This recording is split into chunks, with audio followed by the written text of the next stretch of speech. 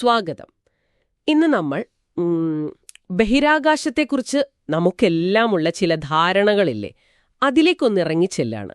അതിന്റെ യാഥാർത്ഥ്യങ്ങൾ എന്തൊക്കെയാണെന്ന് നോക്കാം. അതെ, കയ്യിലുള്ള ഈ വിവരങ്ങളൊക്കെ വെച്ച് ചില കെട്ടുകഥകളുടെ പിന്നിലെ ശാസ്ത്രം എന്താണെന്നും മനസ്സിലാക്കാൻ ശ്രമിക്കാം.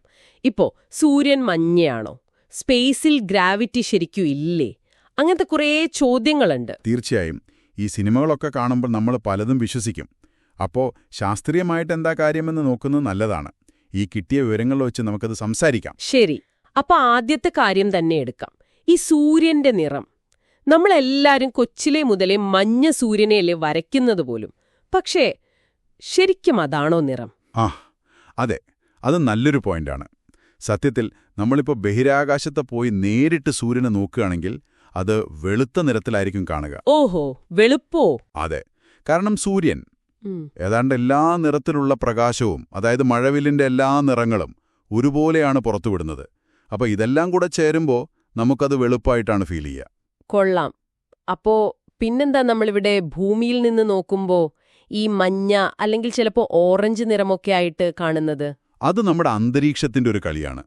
ഭൂമിയുടെ അന്തരീക്ഷം ഉണ്ടല്ലോ, അതിലെ ചെറിയ തന്മാത്രകള് ഈ വരുന്ന വെളിച്ചത്തിലെ നീല, വയലറ്റ് പോലെയുള്ള, അതായത് തരംഗദൈർഘ്യം കുറഞ്ഞ നിറങ്ങളെ കൂടുതലായിട്ട് ചിതറിക്കും, സ്കാറ്റർ ചെയ്യും. Atmospheric scattering. അതെ അതെ. അപ്പോൾ ഈ നീല പോലത്തെ നിറങ്ങളങ്ങോട്ട് ചിതറിത്തെറിക്കുമ്പോൾ ബാക്കി വരുന്ന വെളിച്ചത്തിന് ഒരു മഞ്ഞ കലർന്ന ഭാവം വരും. അതാണ് നമ്മൾ കാണുന്നത്. ഓ, ഓക്കെ ഓക്കെ. അപ്പോ ആകാശം നീലയായി കാണുന്നതും ഇതുകൊണ്ട് തന്നെ അല്ലേ? അതുതന്നെ. ഇതിലൊക്കെ വലിയ സ്ഫോടനം നടന്നാലും ഒരു സൗണ്ടും കേൾക്കില്ല.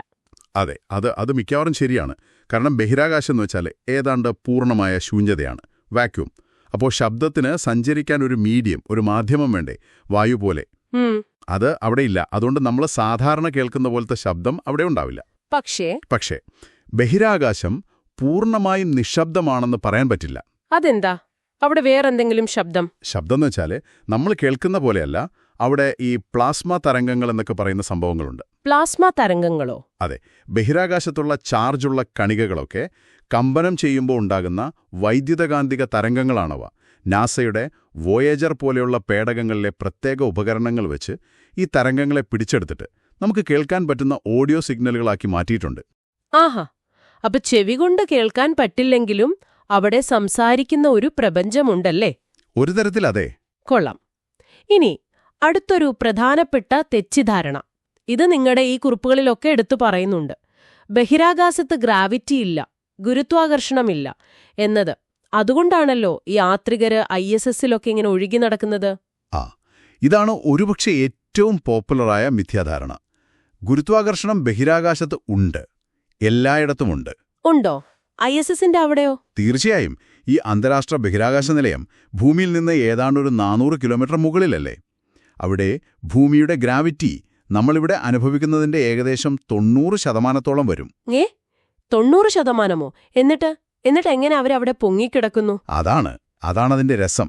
അവർ ശരിക്കും ഒരു കണ്ടിന്യൂസ് ഫ്രീ ഫോളിലാണ്, സ്വതന്ത്ര പതനം എന്ന് പറയും. ഫ്രീ ഫോളിലോ? വീഴുവാണോ? അതെ.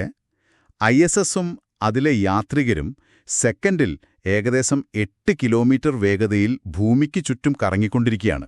ഭൂമി അവരെ താഴോട്ട് വലിക്കുന്നുണ്ട്. പക്ഷേ അവരുടെ ഈ ഭയങ്കരമായ സൈഡിലേക്കുള്ള വേഗത കാരണം അവർ ഭൂമിയിലേക്ക് വീഴുന്നില്ല. പകരം ഭൂമിക്ക് ചുറ്റുമുള്ള ഒരു ഓർബിറ്റിൽ ഇങ്ങനെ വീണുകൊണ്ടേയിരിക്കുന്നു. ഓഹോ, നമ്മള് ലിഫ്റ്റ് പെട്ടെന്ന് താഴോട്ടു പോകുമ്പോ ഒരു ഭാരക്കുറവ് തോന്നുന്ന പോലെയാണോ? അതുതന്നെ. ആ ഒരു അവസ്ഥയാണ് മൈക്രോഗ്രാവിറ്റി. അല്ലാതെ ഭാരം പൂജ്യമായതുകൊണ്ടല്ല, ഭാരം അനുഭവപ്പെടുന്നില്ല, അത്രയുള്ളൂ. ശരി. അപ്പോ നിരന്തരം വീണുകൊണ്ടിരിക്കുകയാണ്, പക്ഷെ തട്ടുന്നില്ല. കൊള്ളാം. ഇനി വേറൊരു കാര്യം. സ്പേസ് സ്യൂട്ട് ഒന്നുമില്ലാതെ ഒരാൾ ബഹിരാകാശത്ത് പെട്ടുപോയി എന്ന് വയ്ക്കുക. സിനിമയിലൊക്കെ കാണുന്ന പോലെ ഒന്നെങ്കിൽ തണുത്തുറഞ്ഞു പോകും, അല്ലെങ്കിൽ ശരീരം പൊട്ടിത്തെറിക്കും എന്നൊക്കെയാണല്ലോ. അതെ, അതും സ്ഥിരം കാണുന്നതാണ്. പക്ഷേ രണ്ടും ശരിയല്ലേ? അല്ല, പെട്ടെന്നൊന്നും തണുത്തുറിയില്ല. കാരണം താപം പുറത്തേറ്റ് പോകണമെങ്കിൽ ഒരു മീഡിയം വേണ്ടേ. വായു പോലെയൊന്ന് ബഹിരാകാശത്ത് അതില്ല. അപ്പോൾ താപം നഷ്ടപ്പെടുന്നത് റേഡിയേഷൻ വഴിയാണ്. അത് വളരെ പതുക്കെ നടക്കൂ. ഓക്കെ, അപ്പോ പൊട്ടിത്തെറിക്കുമോ? അതുമില്ല. പുറത്ത് പ്രഷറൊട്ടുമില്ലാത്തതുകൊണ്ട് ശരീരത്തിനകത്തുള്ള വായുവും ദ്രാവകങ്ങളുമൊക്കെ വികസിക്കാൻ നോക്കും. ശരീരം കുറച്ചൊന്ന് വീർക്കും, പക്ഷേ നമ്മുടെ തൊലിക്ക് അതിനെ പിടിച്ചു നിർത്താനുള്ള ശക്തിയുണ്ട്. പൊട്ടിത്തെറിക്കുകയൊന്നുമില്ല. അപ്പൊ പിന്നെന്താണ് ശരിക്കുള്ള അപകടം? ഏറ്റവും വലിയ അപകടം ഓക്സിജൻ കിട്ടില്ല എന്നതാണ്. ശ്വാസമെടുക്കാൻ പറ്റില്ല. ഒരു 15 സെക്കൻഡിനുള്ളിൽ തന്നെ ബോധം പോകും. പിന്നെ മിനിറ്റുകൾക്കുള്ളിൽ മരണവും സംഭവിക്കാം. അതാണ് ഏറ്റവും ക്രിട്ടിക്കൽ. അപ്പോ സിനിമയിലെ ആ രംഗങ്ങളൊക്കെ വെറും ഡ്രാമയാണല്ലേ? മിക്കവാറും. ശരി. ഇനി ചന്ദ്രന്റെ കാര്യം. Dark side of the moon എന്നൊക്കെ കേട്ടിട്ടില്ലേ?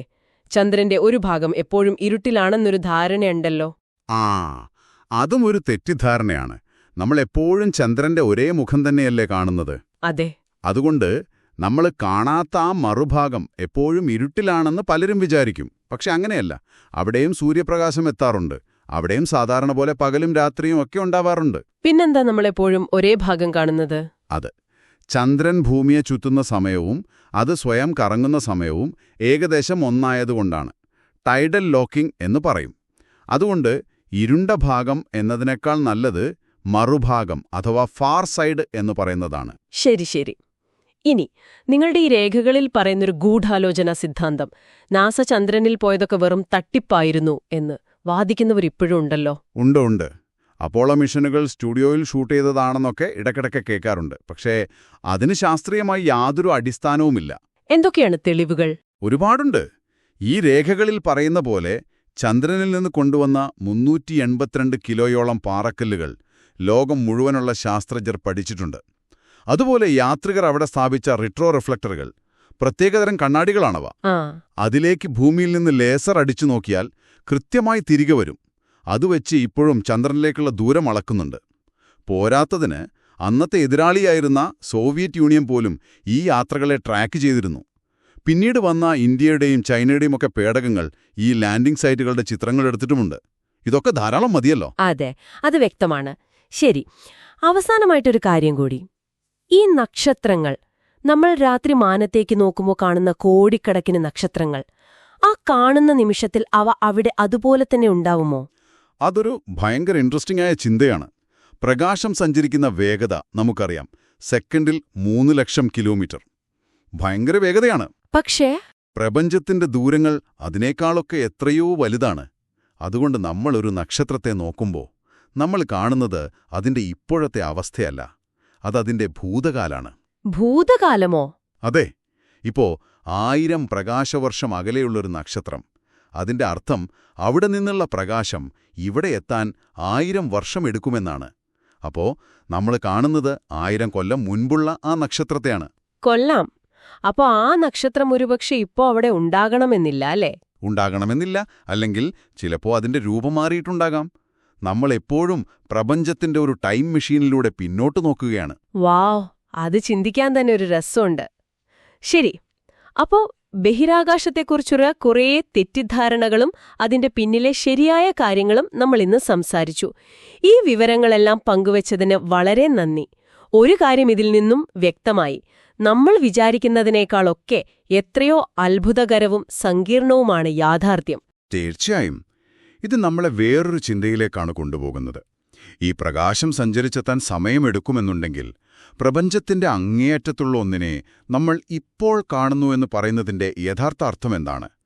പ്രപഞ്ചത്തിന് മൊത്തത്തിൽ ഒരു വർത്തമാനകാലമെന്നത് ഒരുപക്ഷെ നമ്മുടെ മാത്രമൊരു സങ്കല്പമാണോ? നിങ്ങൾക്കിതിനെക്കുറിച്ച് ഇനിയും ആലോചിച്ചു നോക്കാവുന്നതാണ്.